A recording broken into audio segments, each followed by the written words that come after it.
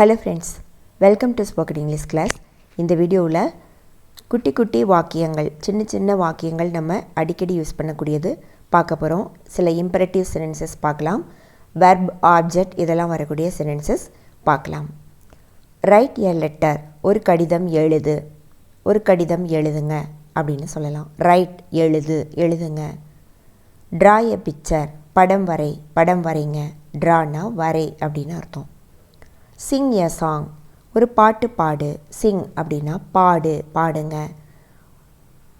Read the book, readனா படிங்க.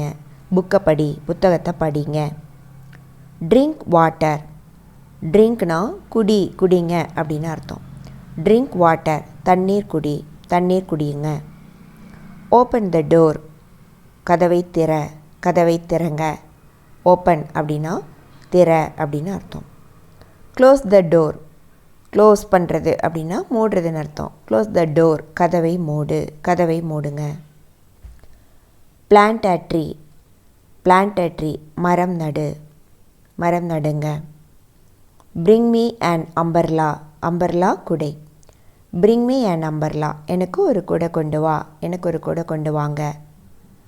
Show your bag, உன்னோட பேக்கை காட்டு அல்லது உங்கள் பேக்கை காட்டுங்க. ஷோ யுவர் பேக், ஷோன்னா காட்டு. கம் ஹோம், வீட்டுக்கு வா. கம் அப்படின்னா வருதுன்னு அர்த்தம், வான்னு அர்த்தம். கம் ஹோம், வீட்டுக்கு வா. சேவ் வாட்டர், சேவ் அப்படின்னா சேமிக்கிறது. தண்ணீரை சேமியுங்கள்.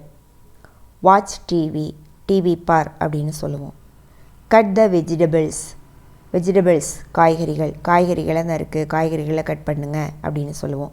Cut the vegetables.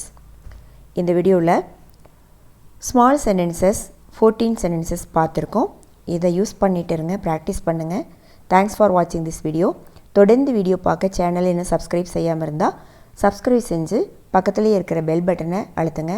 அப்போ தான் புது வீடியோ அப்லோட் ஆகும்போது உங்களுக்கு நோட்டிஃபிகேஷன் கிடைக்கும். தேங்க்யூ.